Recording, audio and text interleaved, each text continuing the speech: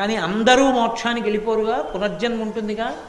ఏ శరీరంలోకి వెళ్ళినా ఆకలి ఉంటుందిగా, ఏ శరీరంలోకి వెళ్ళినా దప్పిక ఉంటుందిగా, ఏ శరీరంలోకి వెళ్ళినా భార్యాబిడ్డలు ఉంటారుగా, ఏ శరీరంలోకి వెళ్ళినా సంతోషంగా సుఖంగా ఉండాలన్న కోరిక మాత్రం ఉండిపోతుందిగా. తన కొరకు తానేమీ చేసుకోలేకపోయానని జీవులు బెంగ పెట్టుకుంటారని పరమేశ్వరుడు ఒక సంవత్సరం మొత్తం మీద దేశకాలముల యందు సృజించిన పరమోత్కృష్టమైన తిథి అక్షయ తృతీయ. దాని పేరే అక్షయ తృతీయ. అది ఒక్క వైశాఖ మాసంలోనే. ఈ అక్షయ తృతీయకి గొప్పతనం ఏంటంటే, ఈ శరీరాన్ని విడిచిపెట్టి జీవుడు ఇంకొక శరీరానికి వెళ్ళిపోయినప్పుడు కూడా చేసిన పుణ్యాన్ని అనుసరించే ఇస్తారు. కర్ణుడి యొక్క కథలోంచి వచ్చింది అక్షయ తృతీయ. అక్షయం అంటే అది ఖర్చు అయిపోవడం ఉండదు, ఆకలి తీరాలి. ఏ జన్మలో ఉన్నా నాకు కడుపు నిండా అన్నం దొరకాలి, నేను నలుగురికి పెట్టుకోగలగాలి అనుకున్నవాడు అక్షయ తృతీయ తిథి నాడు బ్రాహ్మణుడికి స్వయం పాకం ఇచ్చుకోవాలి. అంటే కసిని బియ్యం, ఏదో 2 దుంపలో 2 కూరగాయలో కాస్త చింతపండు 2 మిరపకాయలు ఓ పండు తీసుకొచ్చి ఇస్తారు. స్వయం పాకం ఇచ్చుకుంటే జన్మ జన్మాంతరముల యందు కడుపు నిండా తాను తిని తన చుట్టూ ఉన్న వాళ్ళకి పెట్టుకుంటాడు. ఒంటికి బట్టకి లోటు రాకుండా నేను ఎప్పుడూ చక్కగా బట్ట కట్టుకుని ఉండగలగాలి అంటే దాని అర్థం మనుష్య జన్మ కావాలి. ఆ మనుష్య జన్మలో చక్కగా ఒంటి నిండా బట్ట కట్టుకుని ఉండగలగాలనుకోవాలంటే అంచు కలిగిన బట్ట పంచెల చాపు తీసుకొచ్చి బ్రాహ్మణుడికి దానం చెయ్యాలి. అన్నిటికన్నా దారుణమైన శాపం ఏమిటో తెలుసా జీవితానికి? నీరు దొరకదు. అందుకే చేసిన పాపం తరిమితే దాహంతో అలమటించిపోతాడు. అలమటించిపోతే 10వ రోజున ధర్మోదకాలు విడిచిపెట్టిస్తారు. ఆ నీళ్లు తాగమంటారు, అప్పుడు తాగుతాడు. అది కూడా మీరు ధర్మశాస్త్రం చదివితే కొన్ని చోట్ల చెప్పిన మాటలకు భయపడతారు.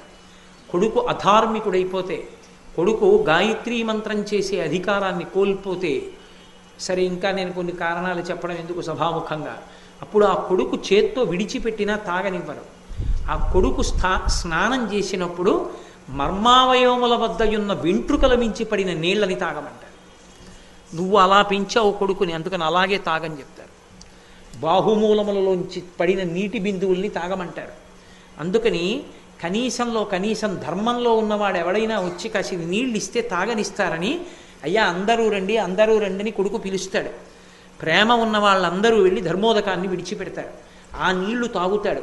ఆ దరిద్రం లేకుండా శరీరం విడిచిపెట్టిన తరువాత ఉత్తర జన్మలలో కూడా కావలసిన నీళ్లు దొరికి హాయిగా దాహంతో కొట్టుకోవలసిన అవసరం లేకుండా ఉండేటట్టు చెయ్యగలిగిన తిథి ఒక్క అక్షయ తృతీయ మాత్రమే.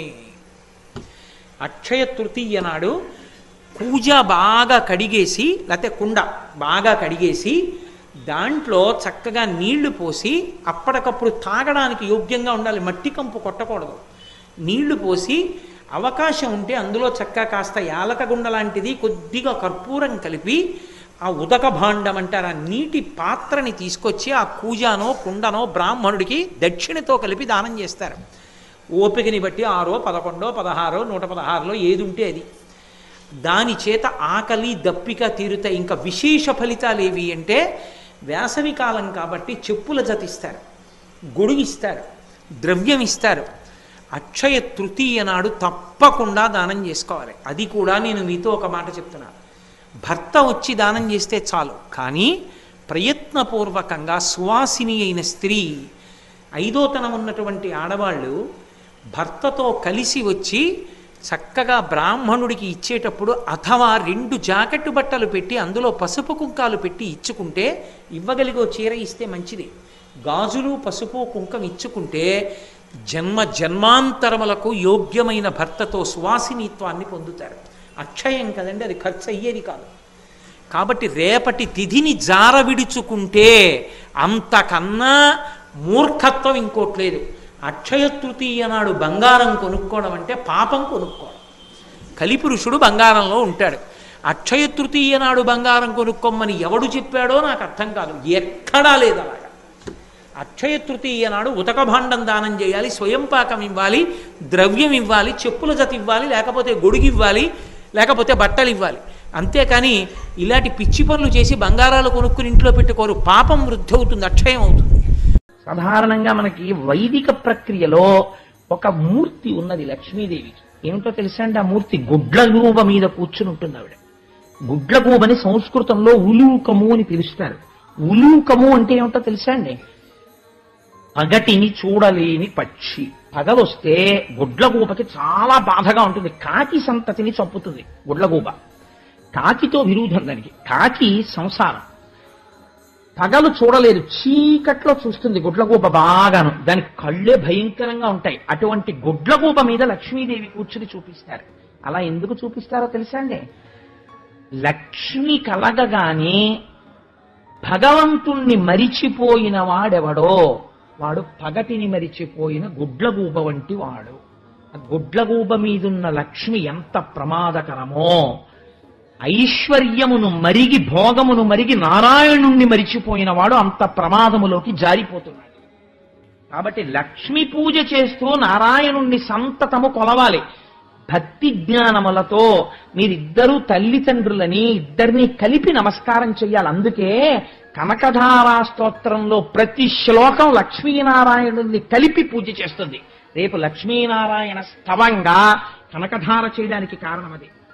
అందుకని అమ్మవారు అలా కలిసి నారాయణుడి యొక్క శక్తిగా మారగానే లోకములకన్నిటికీ ఆయన కళ్యాణమును కటాక్షించిన వాడై ఉన్నాడు.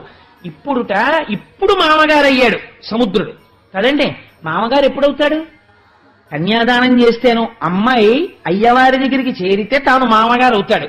ఇప్పుడు తను మామగారు అయ్యాడు. ఇప్పుడు మామగారు అయ్యాడు కాబట్టి మామగారైన వాడు ఏం చెయ్యాలో తెలుసా అండి? కొడుకుకి అల్లుడికి అభేదం పాటించాలి. అందుకని కొడుక్కి ఎంత అమూల్యమైన ఇంట్లో ఉన్న వస్తువు ఇస్తాడో అల్లుడికి కూడా అలా ఇవ్వగలగాలి. ఎందుకంటే తాను పితృపంచకంలోకి వెళ్ళాడు, తండ్రి అయ్యాడు ఇప్పుడు. అందుకని మామగారు అవగానే సముద్రుడు ఏం చేశాడో తెలుసా అండి? తనలో ఉన్న కౌస్తుభాన్ని తీసుకొచ్చి శ్రీమన్నారాయణుడికి బహూకరించాడు.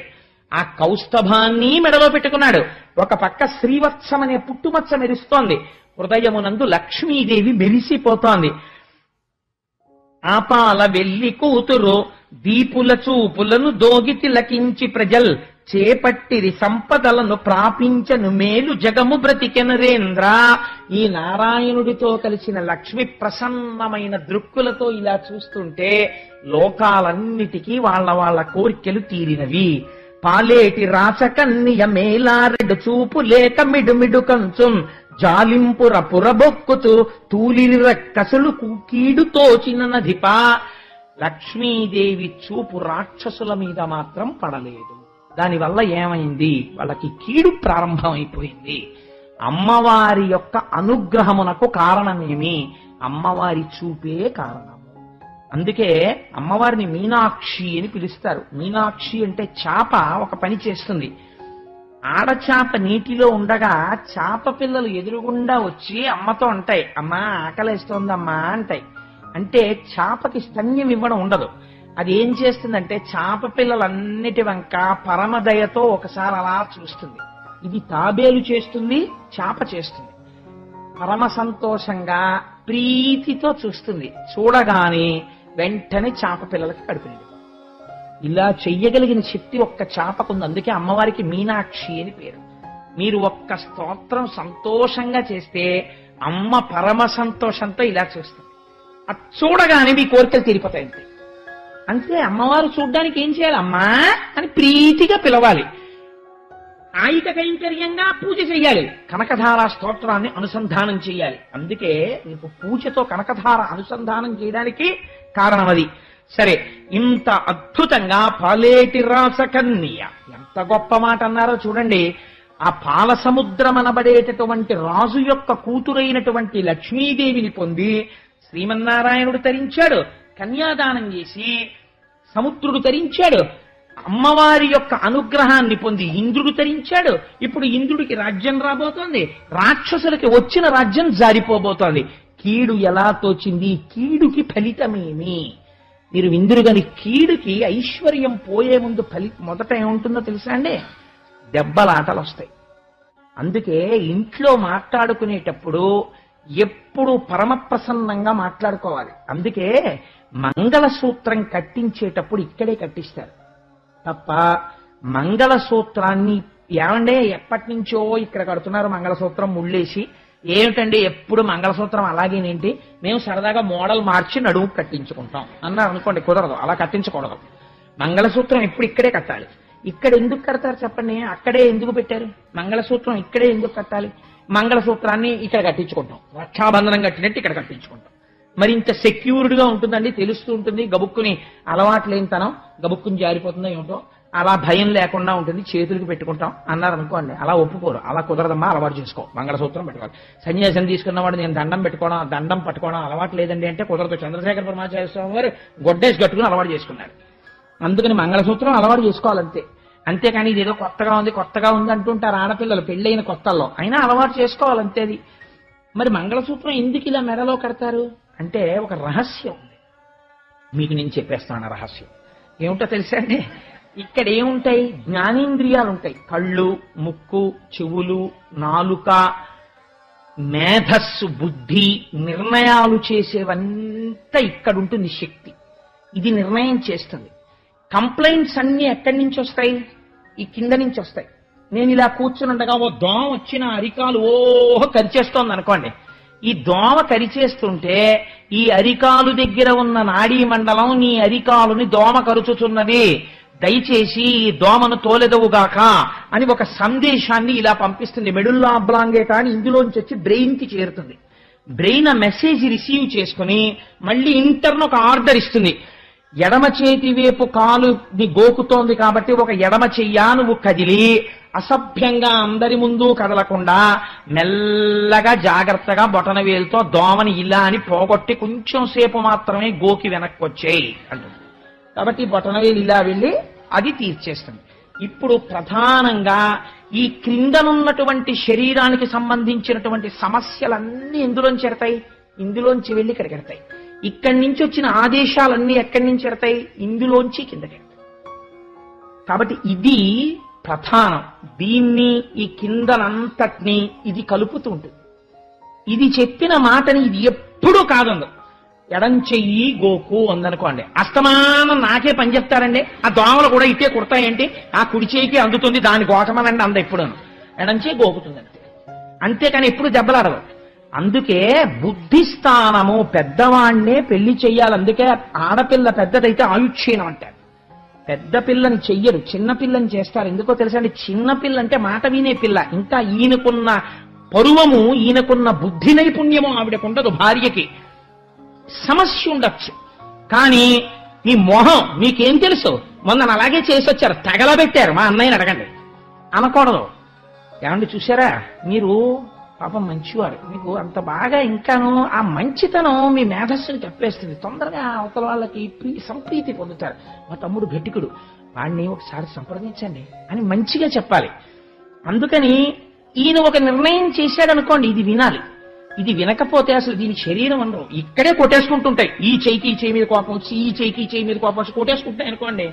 చూసిన వాడు పిచ్చాడండి అంటారు. ఈ రెండు చేతులే ఉన్నాయి, ఈ చెయ్యికి ఎప్పుడన్నా దెబ్బలాట వచ్చి రెండు చేతులు కొట్టేసుకుని పోలీస్ స్టేషన్ లో కంప్లైంట్ ఇచ్చిన వాడిని మీరు ఎక్కడన్నా చూసారా? కొట్టుకో. ఎందుకు కొట్టుకో అంటే రెండున్న ఈ కాలునో ఈ కన్నునో అలా ఏం కొట్టేసుకోవు. ఎందుకనంటే మనందరం ఒకటి, అయ్యో ఈ శరీరానికి చెందిన వాళ్ళం అని చూస్తాయి. అలా ఒక కుటుంబంలో తండ్రి స్థానం ఇది, భార్యాస్థానము బిడ్డల స్థానము ఇది. సమస్య ఉండొచ్చు, కానీ ఆ ఇంట్లో ఎలా ఉండాలంటే శరీరమునందు ఏకత్వం ఉన్నట్టు, దీని ఆలోచనలు ఇది మన్నించినట్టు నీవు కూడా విని నీ ఇంటిని ప్రశాంతముగా ఉంచుకుందువుగాక. ఇన్ని సమస్యలో ఇలా వెడుతున్నాయి, ఇన్ని ఆర్డర్సో కిందకెడుతున్నాయి, ఒక్కటి పైకి వినపడుతోందా? ఇల్లు అలా ఉండాలి. ఇల్లాలు నోరు పైకి వినపడకూడదు, అంత అందంగా ఉండాలి చక్క పెట్టడం. ఇల్లాలి సమర్థతే ఇంటి ఐశ్వర్యానికి కారణమవుతుంది. అటువంటి ఐశ్వర్యం ఎక్కడి నుంచి వస్తోంది? ఇల్లాలిలోంచి వస్తోంది. అందుకని ఇది మంగళసూత్రము. ఇలా వినబడేటట్టు మా ఇల్లు ఉండుగాక. ఇంట్లో అరుపులు కేకలు, లేచిన దగ్గర నుంచి దెబ్బలాట్లు కేకలు, పిల్లలు తండ్రి మీద, తండ్రి పిల్లల మీద, వాడు ఈ ఛానల్ పెడతాడని వీడు ఈ ఛానల్ పెడతాడని రిమోట్ కంట్రోల్ విసిరేసి, ఈయన కాఫీ విసిరేసి, ఆవిడేమో స్టవ్ ఆర్పేసి పని పిల్ల మీద కేకలేసేసి, పని వాళ్ళు యజమాని మీద కేకలేసేసి, నా అల్లరి, దీనికి తోడు ఇంట్లో జంతువులు, ఇదంతా కూడా పెరిగిపోయాయి అనుకోండి. ఇంకా ఆ ఇల్లు ఇల్లులా ఉండదు. ఎక్కడుంటుందండి? లక్ష్మీదేవి పారిపోతున్నాయి ఇంట్లోంచి, దరిద్రం వచ్చేస్తుంది. కాబట్టి ఎందువల్ల లక్ష్మి ఉంటుందో, ఇల్లు ఎలా ఉండాలో మనకి చూపిస్తోంది లక్ష్మీ కళ్యాణ వైభవం.